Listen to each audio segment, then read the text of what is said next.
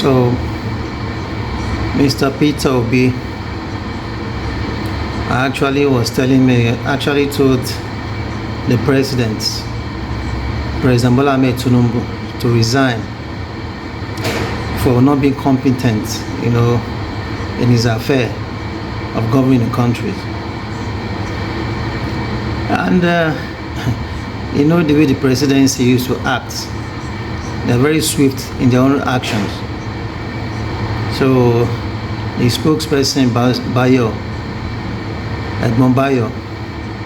now had to respond. I don't really understand. It's quick for them whenever the opposition are talking, particularly Peter Obi. When he speaks, APC are quick.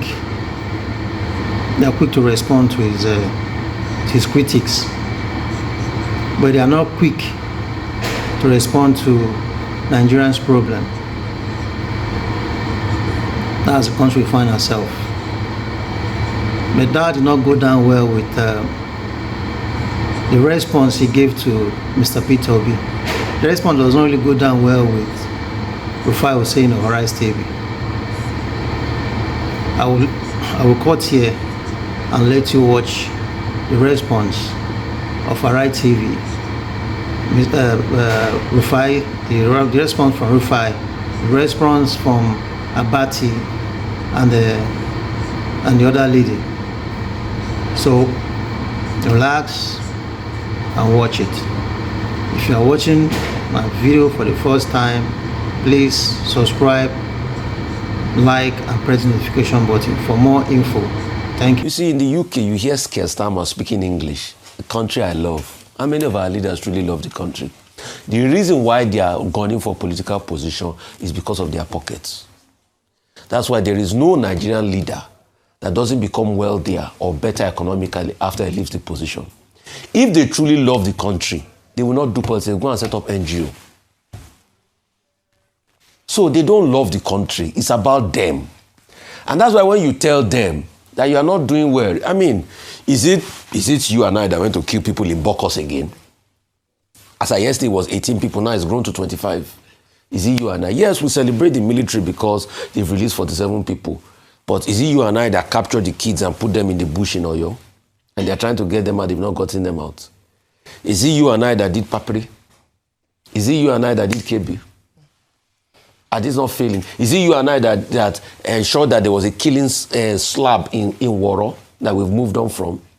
Can we be mentioning all the bloodshed?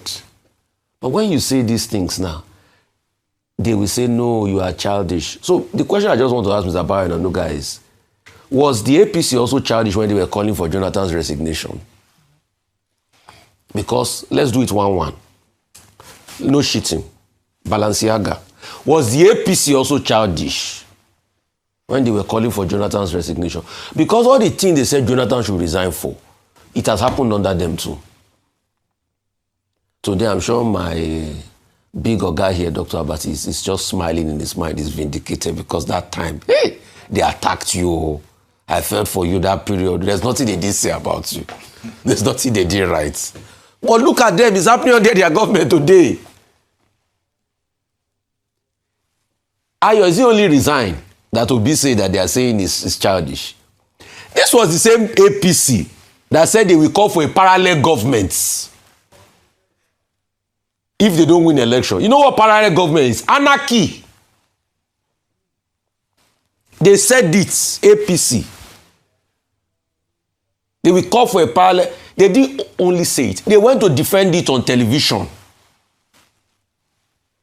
because they didn't win election. The other day, Patutomi called for shadow government. They've gone to court. They said it. If we don't win this election, parallel government, he topped the policy. So Obi said, oh, they should resign because they are not there. They say it's puerile. Speaking big grammar. Puerile.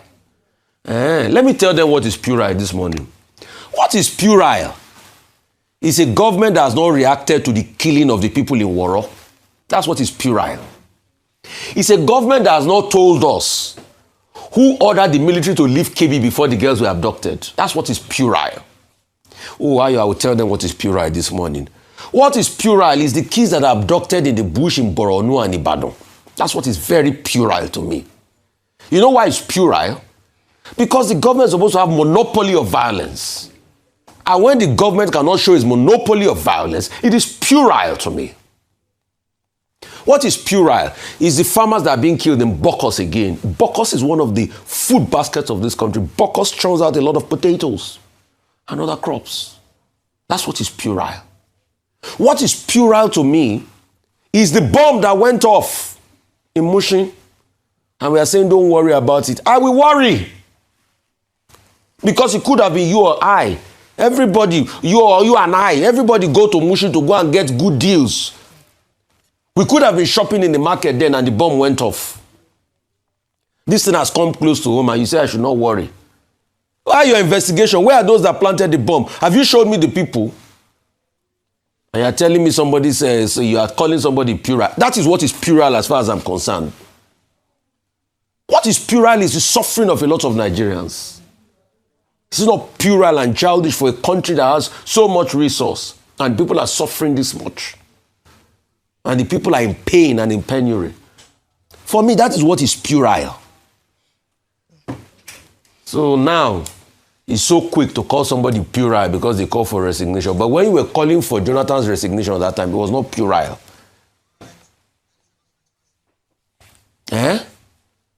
May God help us. And for those that are trying, you know, when they try to reinvent the wheel in these their press statements, they write all sorts of jargons. They say, fixed 4-year term. Can you imagine? But these people know that Nixon resigned because of Watergate. No, he should have stayed there. A part of his select writing, he forgets that there's also a clause for impeachment there. No, so there's no impeachment. So if somebody gets impeached within that 4-year term, he will stay on because it's a fixed 4-year term. The same people that fought all the nonsense the military did, the same people that upheld democratic value are the ones that turn it on his head because it favors them. All right, Dr. Bati. Okay, I have a slightly different opinion with the opinion expressed by Mr. Peter Obi, the NDC presidential candidate, trying to say that with Kestama having resigned over questions about accountability, loss of popularity, confidence, and all of that, leadership failure, he also said that President Bola Tinubu should follow that example and also resign. My argument is that in theory, yes, you can talk about responsibility, accountability, and responsibility, but we're in the province of pragmatic politics, pragmatism in politics, and difference in systems. In terms of difference in political cultures, the political culture that we have here in Nigeria is not the same that they have in Britain. Here, the Nigerian president is a monarch. We're running a presidential system that makes him a monarch. And that is why, as you have seen, across the country, the panegyric on your mandate will stand is almost replacing the national anthem in the reckoning of APC supporters. I've been in the corridors of power. I've seen governors. I've seen ministers. I've seen otherwise important people kneeling down in front of the Nigerian president and crawling on all fours. And that has been the case since 1960. But in the case of President Jonathan, he would tell people, please stand up, stand up, stand up, stand up. I'm a human being. I'm not, more than a human being. But that is Nigeria's political culture.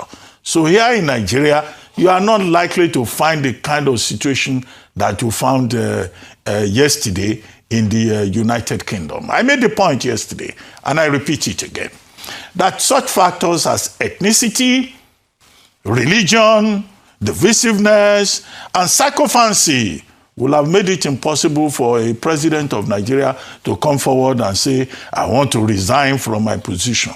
How many persons have resigned from the National Assembly, despite the fact that they have a lot of questions to answer there? How many ministers have taken the courage, summoned the courage to just walk away? So the political culture is different. The system is different. And the question to ask is, would Mr. Peter Obi himself, were he to be in the same circumstances, will he just resign? No, he will not. Indigbo will come, to be specific, and say, you are not there on your own, no. You are representing us. It's a paid propagandist in the media who also say, no, we don't think that this is the right thing to do, doing their work as agents of a politician. Other people, particularly the obedience, the party that it belongs to, will tell him that you cannot resign. This is Nigeria. It belongs to all of us. Whether you are popular or not, we will do it together. So I see in Mr. Peter Obi's statement a tinge of populism. So it's just a populist thing. And Mr. Peter Obi himself knows that if he were to become president of Nigeria, he's not going to resign because some people in Lagos or in Osogbo say he's no longer popular. We are not happy with him. Or another opposition party is saying, I'm the Nigel Farage of Nigeria. This is reform Nigeria. We don't want this again. So that's that about that, as far as I'm concerned. And now, very quickly on the issue of the UK, Andy Boham. Yes, he took a seat as MP yesterday.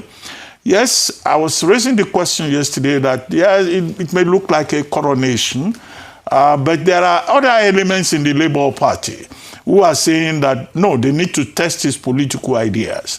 But he has, you know, the majority of Labour MPs behind him.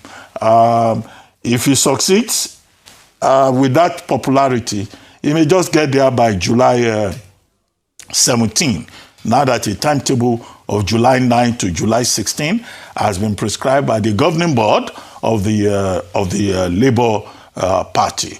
Angela Rayner has not shown interest. Wes Streeting was one of the first persons to say he supports Andy Boham, so showing that there may be no real contest. But there are persons who are asking Ian Kans and also Jones to step up and stand and challenge, Andy Boham, even if the only purpose is to test his political ideas and his commitment to the government's fiscal rules. As for security in Nigeria, well, it was Rufai that used the word anarchy. I think we're drifting towards a state of anarchy because on a daily basis, whether it's in Plateau or in Oyo or even right here now in Lagos, we are now hearing of explosions in Mushin. It means that the thing is not as far away as people who live in other parts of Nigeria are likely to think. And that, again, should be a wake-up call for the government. Yesterday, there was protest in Ibadan. The whole of Iwo Road was shut down. The people, are calling on government to stand up and act and protect the people. The IGP says, no retreat, no surrender. It's not just about saying no retreat, no surrender. We should measure government's performance, police performance, security performance in terms of deliverable, observable, measurable outcomes. And it is in that regard that the Nigerian government appears to be failing. So the federal government says they will plug access to finance for kidnappers who collect ransom. Well, that's one of the measures. But we will measure the outcomes, the various efforts, in terms of how we see improvement across Nigeria, whether in Plateau or anywhere else. Yeah, Operation Adinkai got some people. Yes, we have this episodic, ad hoc, performance, which we celebrate anyway. But we would like to sleep with our two eyes closed in this environment called Nigeria. That is the challenge. All right. Well, thank you very much.